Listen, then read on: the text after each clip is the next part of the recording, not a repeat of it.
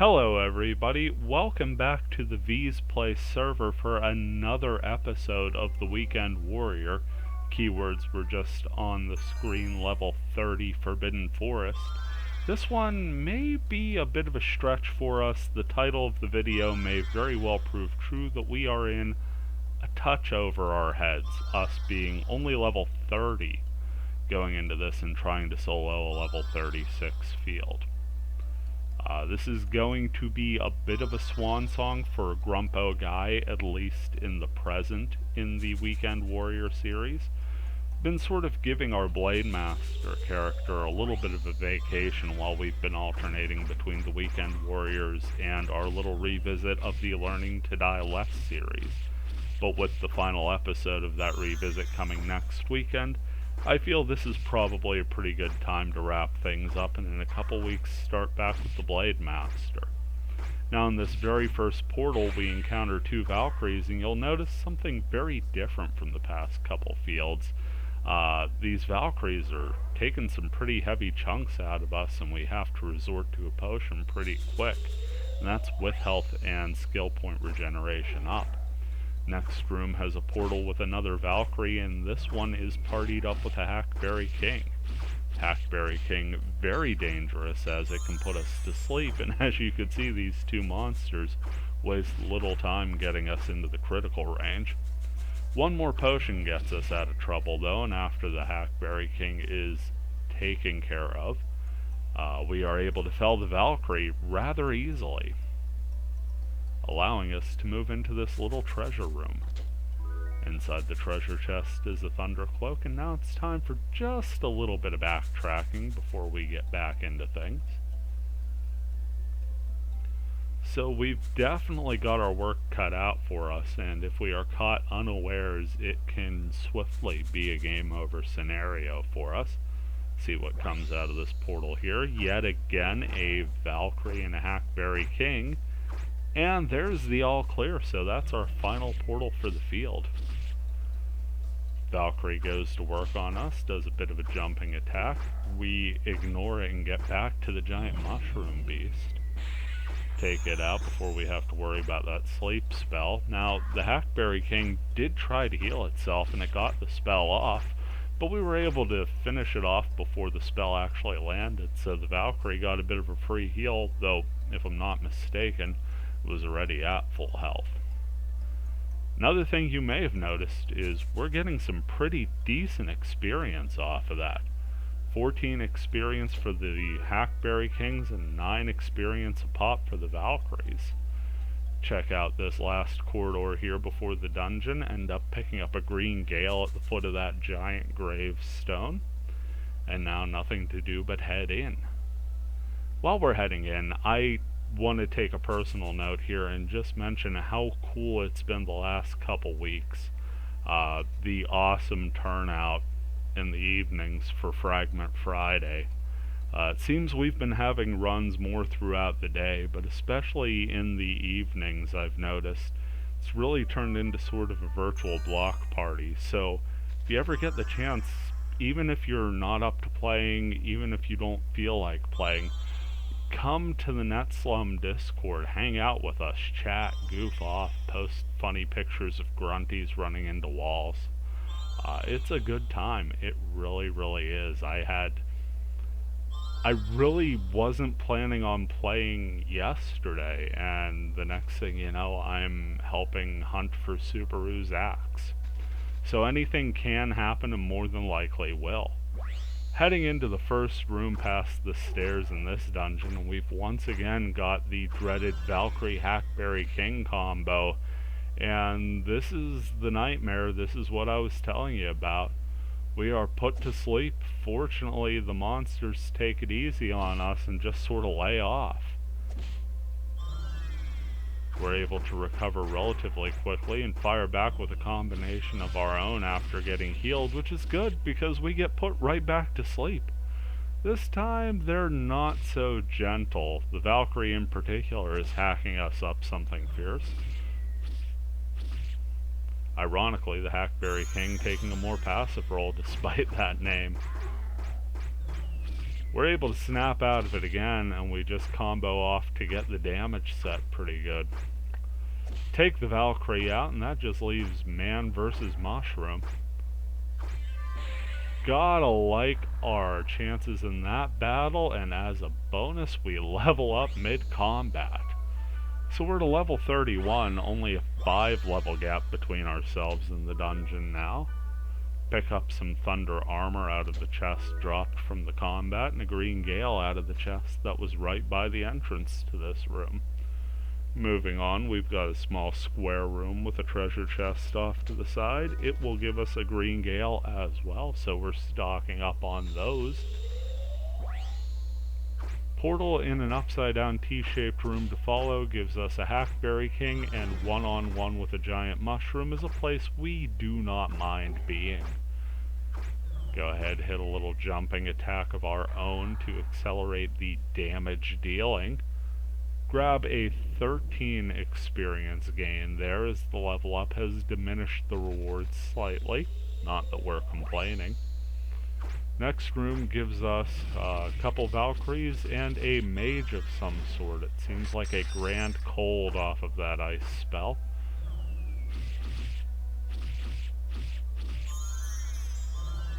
Gonna have to heal up, and the Valkyries have our attention more than set, while that wizard is just floating around on its little ball of force, safely out of reach. Trying to take care of business with the Valkyries do eventually get them both down, and we get down ourselves to 78 hit points. It is indeed a Grand Cold.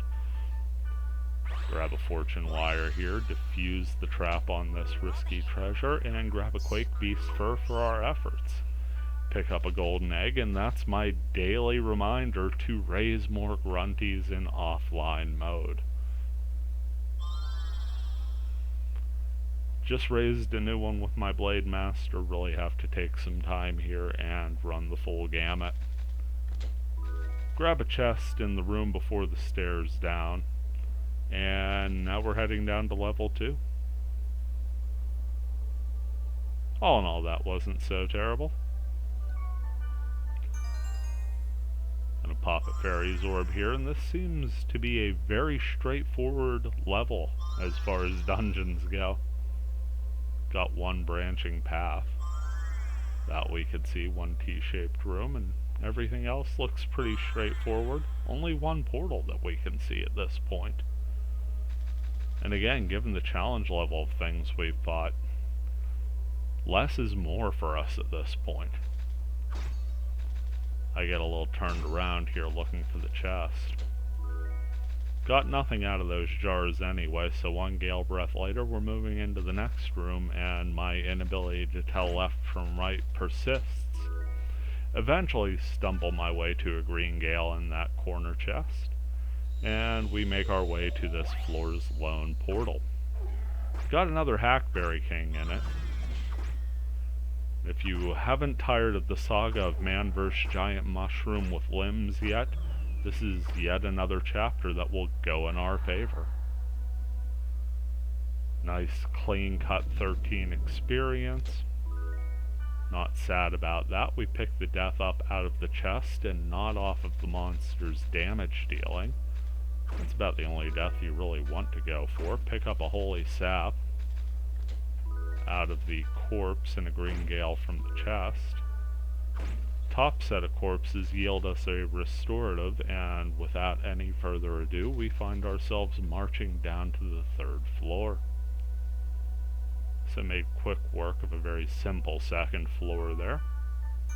Time to pop a Fairy's Orb and get ourselves buffed for another run at this dungeon. Again, it may seem a little ridiculous that I'm wasting the time to do this, but better safe than sorry, especially when you're making a more ambitious run like this. I've always been of the mindset to set yourself up for success, and I don't think I could have fit any more S sounds into that phrase had I tried. But, you know, it's important when doing that to have those buffs as fresh as possible. And we'll have a pretty good example of why that's a compelling strategy of mine here a little bit later in the run. Got a bit of a treasure room there, get a couple treasure chests and a corpse that we pop open. Get a green gale out of this chest in this L-shaped room. And here we're up against a Grand Cold and 2 Spectres. Spectres, of course, have notoriously high physical evasion. Either that or else I'm just miserable at hitting them. So I'm just going to back off and start casting. Unfortunately, I've only got one spell, and it is in the Rue Cruz family, where I'm just converging chunks of ice on a single target. If you would like to see other spells and levels of spells that could have probably helped me more, I believe this is a level 2 spell I'm casting. Feel free to check out the spells primer we just did last weekend. That's my shameless plug of the month. So we've made 2 trips around this room already, and we're just barely getting a dent on the Spectres because they keep flying around each other, meaning we can't just focus on one.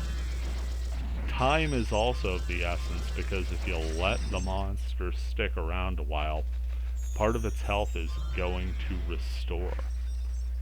It's not outright regeneration, and it's not outright healing, it's just damage that's sort of recovered over time. And it's usually a considerable chunk. So if you're wondering why I'm spamming the spells like they're going out of style, that's one of the reasons. The other you just saw right there, when the Spectres hit for melee attack, it does a decent chunk of damage, but can also skill drain. Skill drains are really working against us right now, because what are we gonna do? Hit the thing?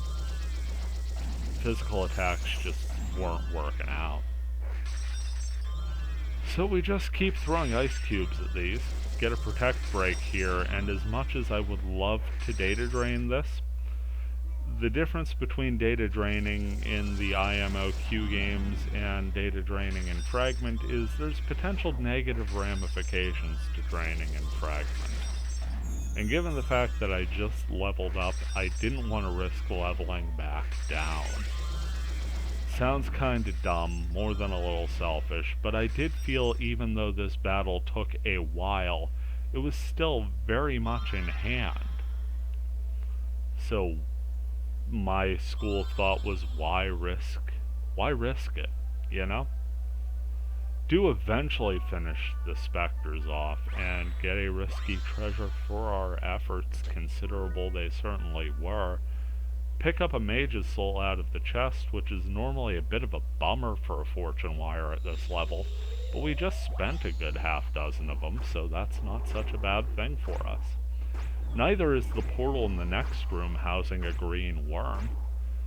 Giant sort of beastie dragon fella is gonna make a decent challenge for us, but one we can certainly slice and dice our way through, giving our SP a chance to recover a bit and giving us a monster that we can beat, get 16 experience from, and feel rather safe the whole time doing so. Once again, time to do some backtracking back to that junction room that I talked well and truly over when we were in it. The one with the 2 treasure chests. Now we'll be moving down from it into a small room with a treasure chest off to the side. That I completely skip over and have to go back for. Sorry folks, I was not at my sharpest at the point I was running this. Now that we finally got the chest, we are going to run our happy selves down to the 4th floor.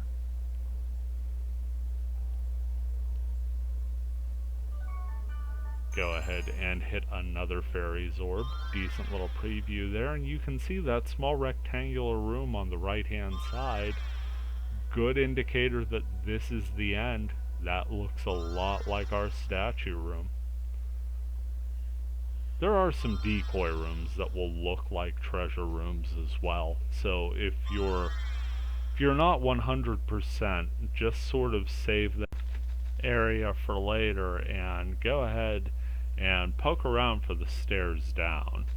Personally, I do think, especially when you start seeing the smaller rooms, though, it's a safe bet that that is the treasure room. Get to our first portal here, and it's another green worm. Something we're not overly worried about. Again, it's doing some decent damage to us, but compared to some of the other things we've faced, especially without any sort of status ailments to give us, as long as that worm isn't using its breath attack, we are more than safe. Pick up 16 experience and move to the next area. Here we've got another portal opening, and this time it's a pair of Hackberry Kings. The threat of sleep very, very real here, so we're going to have to do our level best to finish one of them off. Get a little distracted, and they both go for a heal. We had this left-hand one almost dead to rights, and then we had to work like crazy to get it out. It was almost fully healed in no time flat. Get down to one-on-one though, and that is very much in our advantage. Finish the job here. 26 more experience for us out of this room, with only a dead-end corridor above us on this side of the floor. This is going to give us a Hackberry. Make that 2 Hackberry Kings and a Spectre. I did the same thing recording this audio that I did when I was running the dungeon. I wasn't paying very close attention, and before you know it, the second Hackberry King has us asleep. Lucky to get out of there with non-lethal damage, but our escape is short-lived as we get put to sleep again. It's about this time that I really question the virtue of keeping the experience instead of just data draining. But again, it wouldn't be a Weekend Warrior video if we didn't try and get through this on the merit of our base attacks. There you can see we just finished that Hackberry King off before the heal spell could hit. Sorry, voice kinda cut out there. Of course, I'm not gonna lie, as a personal note, I've been messing around with the audio editor here, and I couldn't get a recording to work for me for the life of me for about 20 minutes there. So, by now my voice should be cutting out on me because I am well past out of tea to keep the whistle wet. Do end up taking the Hackberry Kings down eventually, and I decide to go for a bit of a risky gambit here, fighting the Spectre. I go ahead and I get the treasure chests unloaded, because they'll more than disappear before I'm done chucking spells at this thing.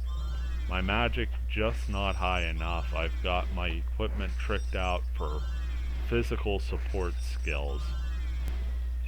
That was nice. My wife brought me some tea. Isn't she great? So I'm just chucking ice at this Spectre. Got it down under half. And we're just casting like a lunatic at this point.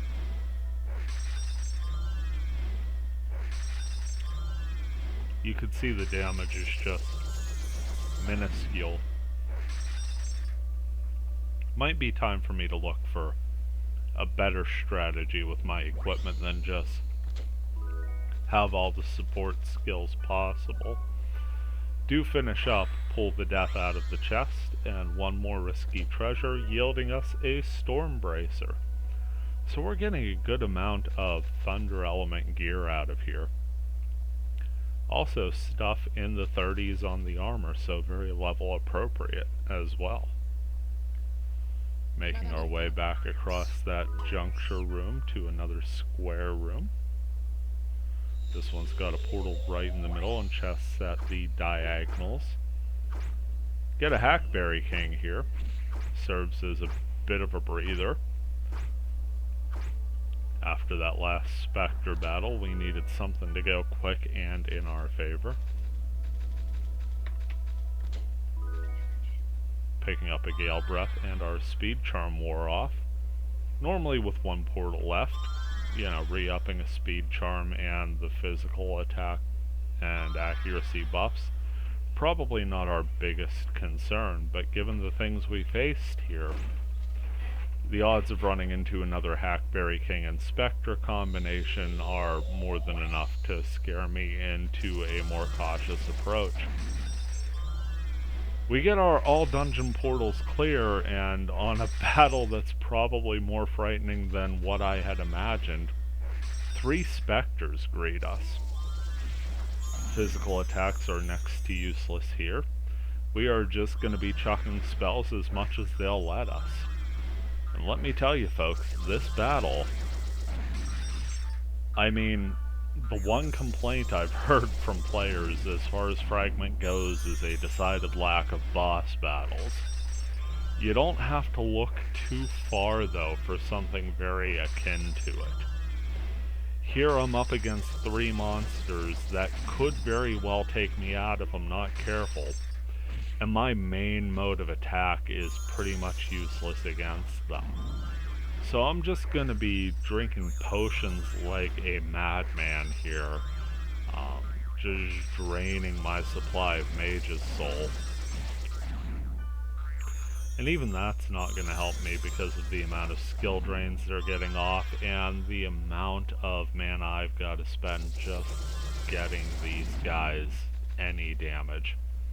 Skill points. My apologies. See, I also took a moment to reapply my buffs there.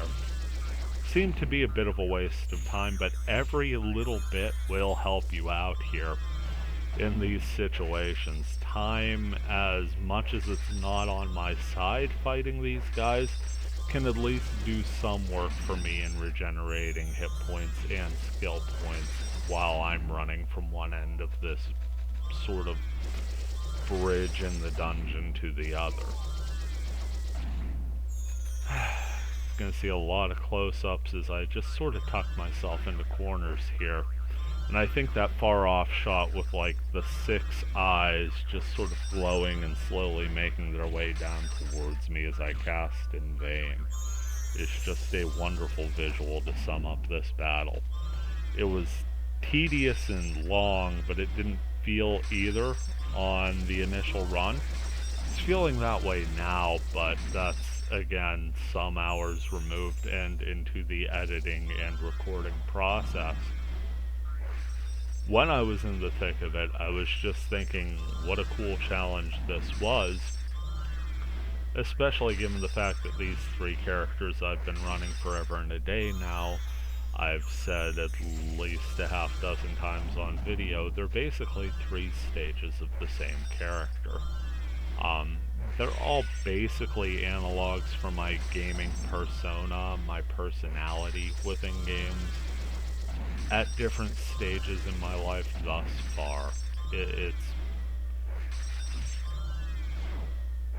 It's probably the least creative thing I could have done, but also the characters I most wanted to play in this game, because the Dot Hack series has been a very personally important one to me. Continues to be so, in fact. Finally get to get some headway, and one of the Spectres falls. After my little ramble there. Now the last 2 are under 20% health, just estimating by the bars. And we can finally sit there and just chuck spells. Just keep throwing ice cubes with some modicum of safety, because we don't have that 3rd one constantly moving around the other 2. Spectre number 2 falls, and it's only a matter of seconds until the 3rd does, meaning this mini marathon is at an end. We are thankfully finished with the 3 Spectres, a fitting final combat for this dungeon. So fitting that I completely forgot I already had 99 golden eggs, and that's our bit of a derp moment by me. Not much to do but loot the statue room, and inside this chest we pick up a Hands of Ebony and a pair of healing potions. Decent little armors there. Let's go ahead and take a look. Scrolling down through my ridiculous cache. Hands of Ebony, that's a 38 hand armor. Decent. Also heavy armor, so there's not much I can do with it. It's got Annie Cruz on it. But like I said, that's going to wrap it up here for the Weekend Warrior for this week. I do hope you enjoy, and I hope you're doing well out there. Take care, and I hope to see you in the next one.